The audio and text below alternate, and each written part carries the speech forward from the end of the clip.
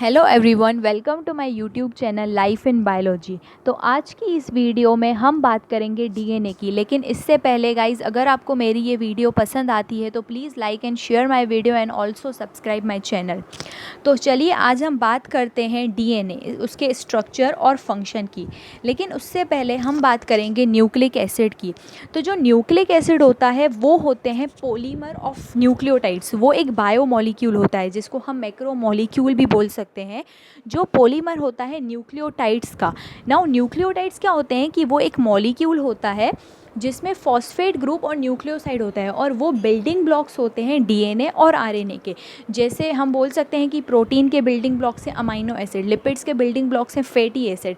Same DNA और RNA के जो बिल्डिंग ब्लॉक्स हैं वो होते हैं न्यूक्लियोटाइड्स।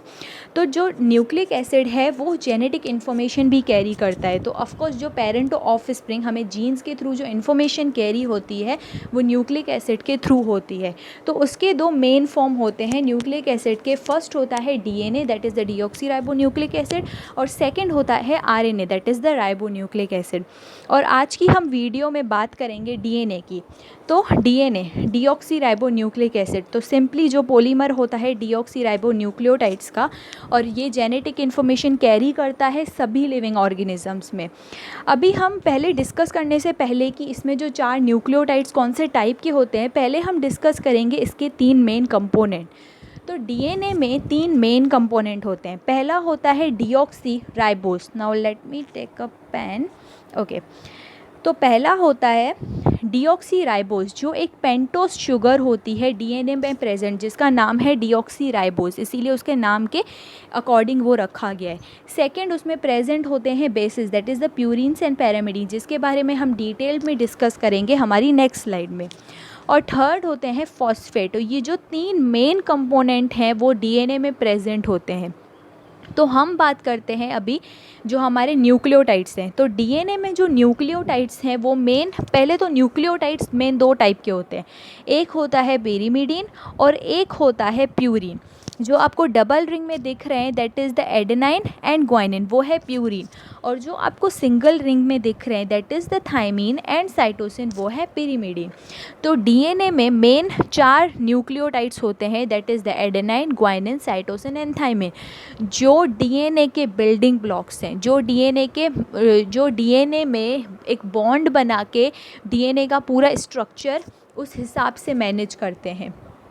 अब हम बात करेंगे डीएनए के डिटेल स्ट्रक्चर की। तो डीएनए का स्ट्रक्चर, जैसे कि आप इस इमेज में देख सकते हो कि डीएनए डबल स्ट्रैंडेड है, मतलब ये उसकी एक स्ट्रैंड और ये उसकी दूसरी स्ट्रैंड, ये 2 स्ट्रैंड है डीएनए की।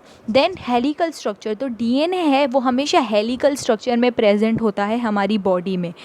देन उसकी जो 2 स्ट्रैंड है, मतलब ये जो एक स्ट्रैंड और ये 2 स्ट्रैंड, ये हमेशा एंटी पैरेलल होती है। एंटी पैरेलल्स लाइक व्हाट, कि आप सपोज इमेजिन करो कि एक जो एरो है वो लेफ़्ट साइड जा रहा है और एक जो एरो है वो राइट साइड जा रहा है, तो ये दोनों अपोजिट जा रहे हैं। तो ये जो स्ट्रैंड्स हैं वो एक दूसरे के साथ बाउंड ज़रूर होती हैं, लेकिन हमेशा वो एंटी पैरेलल होती है स्ट्रक्चर में। लाइक एक स्ट्रैंड हुई वो 3 प्राइम टू 5 प्राइम एंड हो रही है और दूसरी 5 प्राइम टू 3 प्राइम एंड हो रही है, लाइक दिस। दूसरी जो विड्थ होती है, मतलब ये जो 2 स्ट्रैंड हैं इनके बीच में ये जो विड्थ है ना डीएनए की, वो 20 एंगस्ट्रॉम की होती है। देन उसकी जो एक टर्न की, ये जो एक टर्न हुआ डीएनए का, उसकी जो लेंथ होती है हेलिक्स की वो होती है 34 एंगस्ट्रॉम की। और हमने पहले बात करी कि इसमें 4 टाइप के न्यूक्लियोटाइड्स होते हैं, adenine, guanine, cytosine and thymine, जो होते हैं प्यूरिन्स एंड पैरामिडीन्स। तो उनकी जो बॉन्डिंग होती है, मतलब उन दोनों के बीच में जो बॉन्ड होता है वो हाइड्रोजन बॉन्ड होता है। लेकिन इनकी जो बॉन्डिंग है वो कैसे होती है, तो अकॉर्डिंग टू द चारगॉफ रूल, कभी भी एक प्यूरिन एक पैरामिडीन के साथ बॉन्ड नहीं बना सकता और एक पैरामिडीन एक प्यूरिन के साथ बॉन्ड नहीं बना सकता। क्यों? Because of their size. कि सपोज़ आपने देखा कि डबल रिंग, तो 2 अगर डबल रिंग के मॉलिक्यूल एक दूसरे के साथ स्ट्रक्चर बनाएंगे तो वो डीएनए के स्ट्रक्चर में कैसे एडजस्ट होंगे। Same with the single ring, कि दो सिंगल रिंग एक दूसरे के साथ प्रॉपरली वैसा बॉन्ड नहीं बना पाएंगे कि वो एक प्रॉपर स्ट्रक्चर मैनेज हो डीएनए के स्ट्रक्चर में।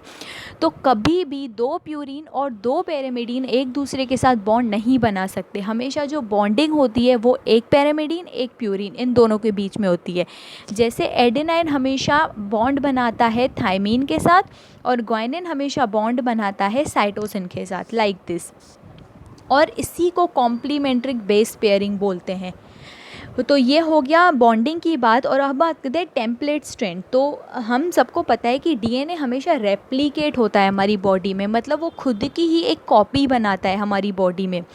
तो वो जो कॉपीज़ होती हैं वो क्या करते हैं कि एक पेरेंट स्ट्रैंड होती है वो अलग होके एक चाइल्ड स्ट्रैंड, मतलब दूसरी एक स्ट्रैंड बनाती है, न्यूली फॉर्म स्ट्रैंड जिसको हम बोल सकते हैं।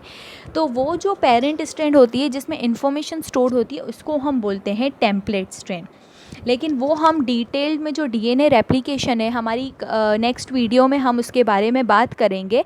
तो अभी के लिए स्ट्रक्चर में इतना ही। नाउ लेट्स डिस्कस अबाउट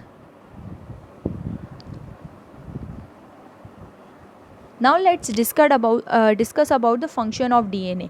तो डीएनए, जैसे कि हमें पता है कि डीएनए मतलब क्या, कि जिसमें जेनेटिक इन्फॉर्मेशन स्टोर रहती है, तो हम उसको एक store house of genetic information भी बोल सकते हैं।